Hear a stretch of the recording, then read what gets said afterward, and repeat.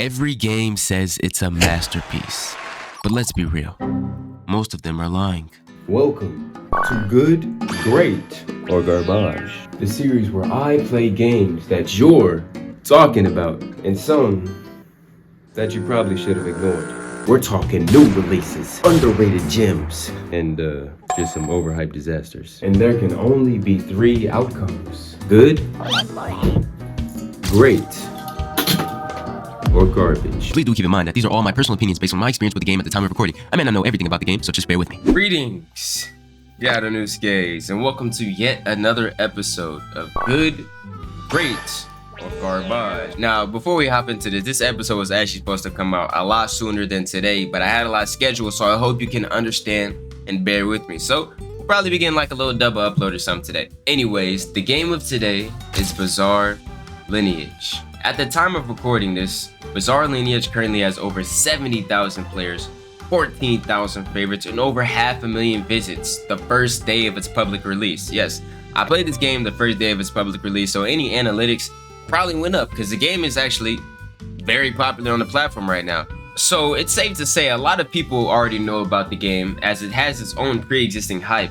But how good is the game, honestly? If you're new here, there's chapters at each segment of the video down at the bottom, so if you want to see a specific point, you can just click down to those. Also, we review Roblox games weekly, so if you'd like to be a part of this process, subscribe and join the Discord, link in the description. Hopping into our first point for this video, the initial gameplay and experience.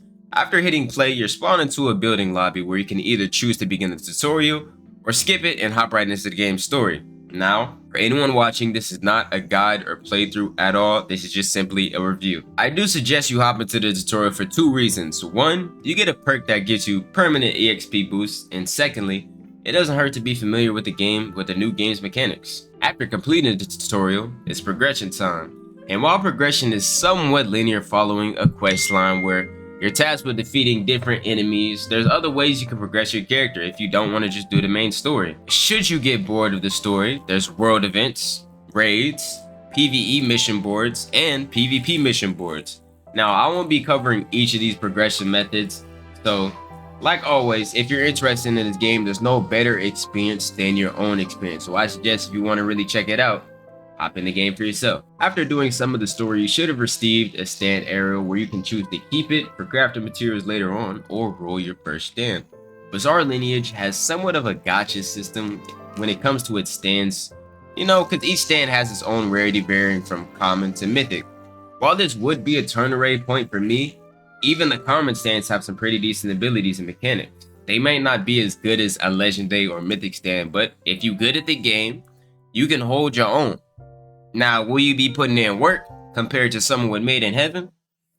I don't know. And also, should you not want to use the stand, there's various fighting styles and options to choose from, along with obtainable races in game. The one thing I didn't like at first was the distance between objectives. For example, one quest would be 1,600 meters in one direction, and then you talk to the NPC, and then the quest will have you go 1,700 meters in the complete opposite direction. But this isn't a flaw because as I was playing, I learned it's both a craftable skateboard and free transportation. Yes, free. Anywho, that pretty much wraps it up for the basic overview of the gameplay. The next segment is the game's PvE. Now, as I mentioned earlier, the main quest isn't the only way to level up. However, it is the easiest to understand at the moment. I'm sure as time goes on, leveling guides will be created and other various forms of leveling, but for now, all I know is the quest system, and it's pretty good up until quest 41, where the NPCs literally just wouldn't fight me. I don't know what happened, but the quest just bugged out for me. Like, the NPC wasn't even spawning in the spot that he was supposed to spawn in for me to fight him. I'm not sure why the quest bugged out, but I went ahead and farmed raids instead, and the PvE combat in this game is pretty simple for a JoJo game. Actually, it does a pretty good job keeping the PvP aspect balanced with PvE. In most JoJo games, every NPC is equal to a player, making them a goddamn nightmare to farm. Like AUT, if you didn't have a gun to farm the NPCs from a mile away, you was getting beat on. You was getting beat. Like, them NPCs were dang near impossible to farm sometimes, bro. But Bizare Lineage actually makes it pretty relaxing. However, big raids are impossible to do alone or with small groups because once enemies get to flooding, there's absolutely zero chance of winning. This segment will be fairly short because the PvE is pretty basic. It's not bad at all, and the boss fights, animations, and cutscenes make it pretty interesting. However, it does get repetitive. And now, the PvP. Without a shadow of a doubt, this game's prime interest, the PvP. Well, secondly to the wonderful skins they got up in that shop. The game has a combo PvP system similar to games like AUT, GPO, ABA, and Battlegrounds games, where each stand or fighting style has its own unique combo enders and combo extenders, along with an evasive that builds up from accumulated damage. Combat systems like this are my favorite types of combat because it makes you truly lock into every moment from either you or your opponent, because the second you slip up, you taking a crazy 1,000 damage combo straight to your chin because you missed 1-1 or something like that. The PvP in Bizare Lineage does not disappoint. While I didn't get to really fully experience it, the PvE gives you a great feel for it and everything can be used. I'm talking commons, rares, legendaries, mythics. If you're good at PvP, it doesn't matter what you use, but some stands do have more versatility than others. The game has a pretty good VFX, cutscenes, and abilities, so I genuinely see this game sticking around for a long time, purely because of the well-polished PvP.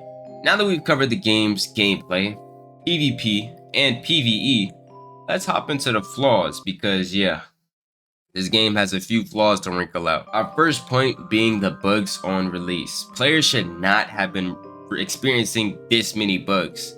It got to a point where people was coming in my live asking me if I was a dev and why things like console support or mobile support were just so goddamn ass. Or why the missions were bugged out, had to fix UI issues, why some skills had literally zero sound effects, why raids were bugs. Like bro, I don't know. I'm just as confused as everyone else. I'm a regular player. I didn't even have content creator role at the time I was streaming. What? I didn't even have tester. Still, if you're gonna create a project, make sure as many bugs are ironed out before releasing a project. Even if it means disappointing the community for a minute, long-term wise, you should just make sure everything is well done. And that's just my opinion, bro. I'd rather wait for a polished game than play a rush project any day of the week. That's why games like Rail Seas, I don't mind how long they're taking. I got other stuff I can do. You know, I'll go outside if it really comes to it, because when that game comes out, it's gonna be a polished project. And I want that more than a rush experience. And this point isn't to throw any shade at the devs or testers, because for the most part, there was plenty of people in the test server sitting in bug reports dang near daily. But this many bugs on release was actually kind of crazy. And I'ma just keep it a stack. That's my job here. Bugs aside, a lot of people came into my live chat saying this game was repetitive or boring. And honestly, I wouldn't put this point up here because I don't care about repetitive content as long as it's enjoyable. But for the amount of people that said it was a quest spam, bandit beater, like every other JoJo game, it was buns, it was mid. I even asked some of y'all in Discord what we think about the game. And my opinion on it is, what else do you expect? I honestly think that sometimes players become greedy with what they expect from a game when Roblox has some of the most unique RPG anime games to date. It's an RPG. Of course, there's a quest line. What do you expect? Now, as far as bandit beating goes, I really don't care about that, bro. Farm raids if you don't want to do the main quest line. Do PvP mission boards if you don't want to do quests at all. You aren't stuck in the main quest line. The game being boring is just because you're nitpicking. I'm not gonna lie. There's other things you can do. You don't have to bandit beat. There's literally PvP progression included. Now, on to the shop. Now, I understand the vision, but the prices? God dang. Most of these packs is at least $10 to $20, and most people just aren't dropping that in one transaction.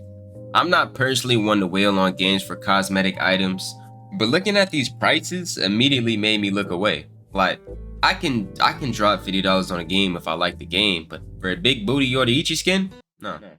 Speaking of the skins, the Gooner skins in this game, now this is a 50-50 point to everybody. And I'm not gonna lie, this ain't a flaw. I'm low-key with these skins, however, alright, we can be a little more creative. We don't gotta have only Gooner skins or only kawaii skins. We can have some actual cool looking skins. I see what y'all trying to do here. I understand the vision. you know, I ain't all opposed to this game. It's just go ahead, lower them prices for me, you know? Give me a little discount. On a serious note, the main flaws this game has right now are really just its bugs. And I know the team is working hard to patch things. They're dropping patch notes like dang near daily, sometimes hourly. They're really locked in right now.